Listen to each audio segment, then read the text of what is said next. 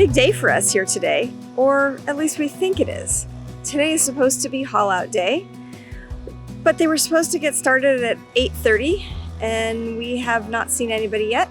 It is 10 minutes to 11 and I gotta admit, kind of losing faith. A little longer than a few minutes later. So there was a boat right there on that dock, side tide. That one they had to move. And then they also have to move the one that's next to us, Tranquilo. It is so difficult to get off this dock. We were packed in really tightly. It required 2 boats to be moved. There's a piling in the way and a line buoy in the way. And the wind's kicking up a little bit. And just to make it more fun, Shawn has never been behind the helm of this boat. It took 6 people about an hour to get us off the dock. And truthfully, now that we're off, we really just want to head out the river and just keep on going. But there's work to be done. So time to get on the hard. These guys have this system nailed. As soon as we drive up, we get secured on all 4 corners by lines and put directly in the middle. And then it's time for the tricky part. There are 3 boatyards in the area, but this is the only one that has the right equipment to haul us. At 54 feet long and nearly 29 feet wide, she's a pretty fat girl and requires a really enormous trailer. After they put this underneath us, they will take all of those blocks that are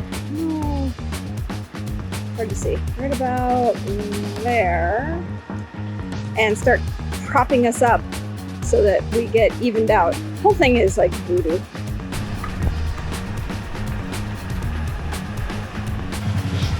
When there's no travel left, this is how you get your boat out of the water. Custom crane with lots of blocking, and guys swimming, trying to make this work and get it lined up so we don't lose the boat. So the blocking was a lot faster than I expected. They've hauled this once before, and apparently he still had pictures from the last time, which helped him figure out how to set it up. They do this all the time, but when it's your own boat, it is pretty nerve-wracking. After all, boats are meant to be in the water, not on land. All right, drag us out, please.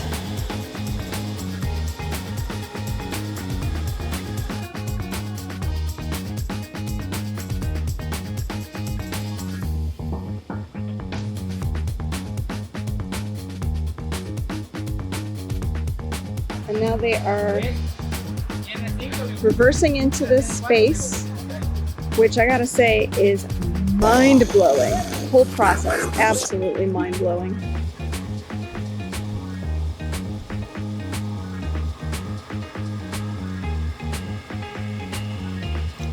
And we're home for the next week. Let the work begin. I'm so glad they always start with a good pressure washing when you get into the yard. In nothing flat, it already looks so much better.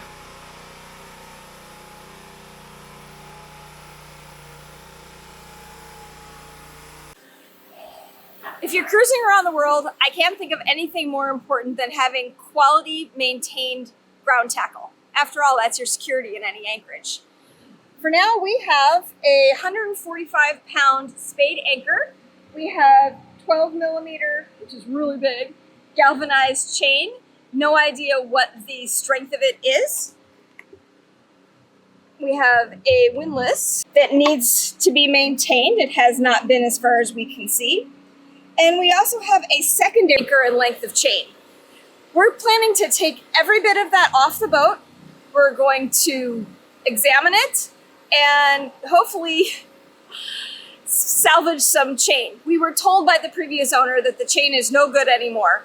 And we are sincerely hoping that we can salvage enough chain to get us from here to Florida where it can be more easily replaced. Step 1, got to remove the bridle off of the chain, then we can lower it down.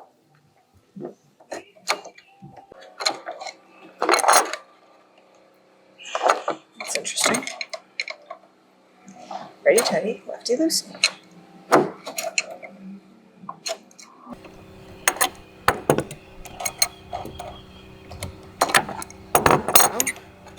Got it.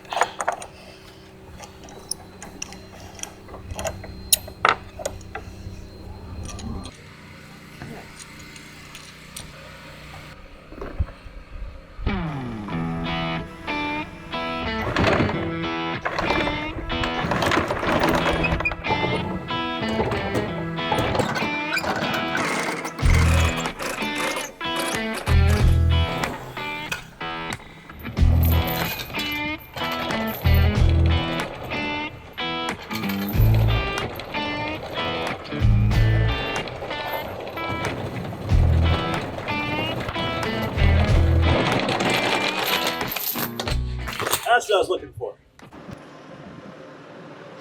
This is all the rust debris that came off the chain as we pulled it out. Oh my God. What an absolute wreck. As we look at this anchor chain, some of it actually doesn't look too bad. It's definitely used, it definitely has some of the galvanization coming off, but it isn't horrible, at least not all of it. We can definitely see some parts that are not as good as others, and we can see some here that is really quite bad as we get down toward this end. As we start getting into this area, was the front end of the chain and they flipped it, but we can see here it's really bad, and so we're probably going to end up cutting this off. But first we've got to stretch it out and see what we actually have for length so we can determine how far short we might be.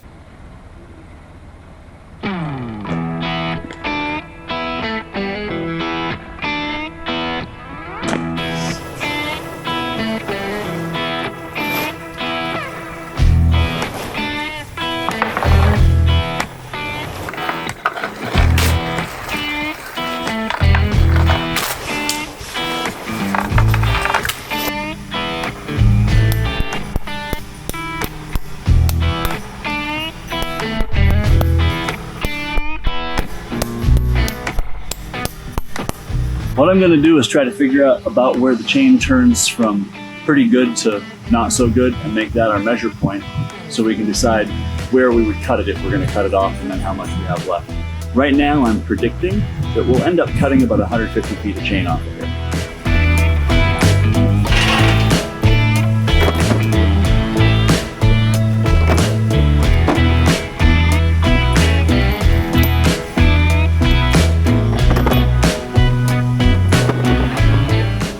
A 12 millimeter chain with 25% loss would be at 9 millimeters. So we're looking for more than 9 millimeters on this chain. At 9 millimeters, I think I'd be pretty uncomfortable anchoring anyway with this chain because of the amount of material loss. So I'm hoping for a lot more than that. Let's see what we get. This is the end that's been in use the longest. It was turned last year. So this has been inside. And that's still a solid 12 plus millimeters. So that's well within spec. How about this guy? It's almost 13 millimeters. But I'm concerned that a good bit of that might still be rust on that chain. We've determined that our anchor chain does need to be replaced. That's great news. Saves a ton of money.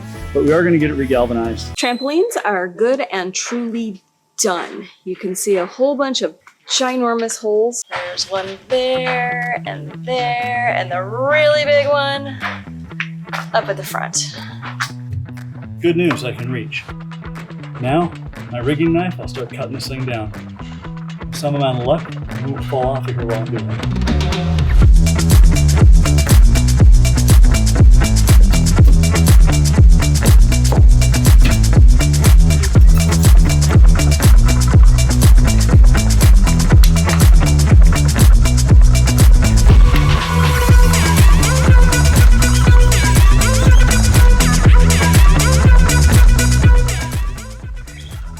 These trampolines need to soak so they can stretch out better. The water makes the fibers looser.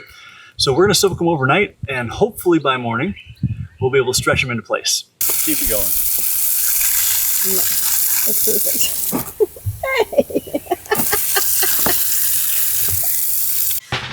Today's the day.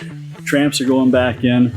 It's a learning process for us. It's our first time doing it. And as usual, it's hot, but fortunately we've got intermittent cloud cover, so it's not quite as bad mostly. So we're just gonna rock this out. Also, you notice I wear a headband a lot of times. This is so not a fashion statement from the 80s. I am not a maniac on the floor or anywhere else. I'm just trying to keep the sweat out of my eyes as much as I can. As we go, I'm gonna tie these to the loops that we're gonna use to suspend the trampolines, the same way it was done before.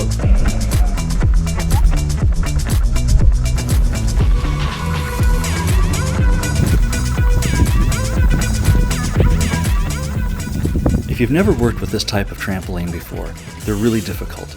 They're designed to be stretched into place over a period of time and not all at once. We soaked it overnight, thought it was going to be pretty easy to put in. Turns out it dries pretty quickly, and you actually have to put the corners in first where you can see we didn't get the corners in first. We just started going. Turns out that didn't work out at all, and we had to start over. So we did this a couple times, ultimately, to get it in place. We used a winch and a block, and it was really difficult. The entire process just destroyed my hands. I ended up pulling with my entire body weight on the knots to try and pull them tight. And in the end, we're still going to have to do it probably 4 or 5 more times to get them completely tight.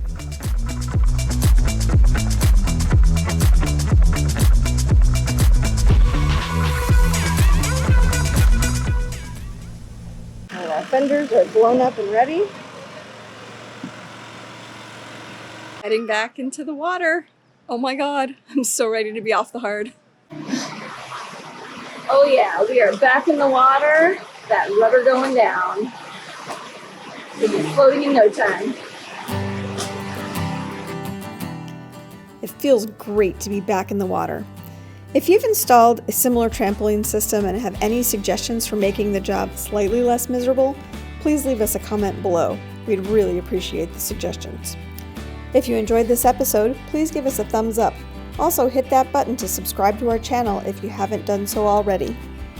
Join us next time as we leave the Rio and do a few more boat jobs. As always, thanks for watching. Bye.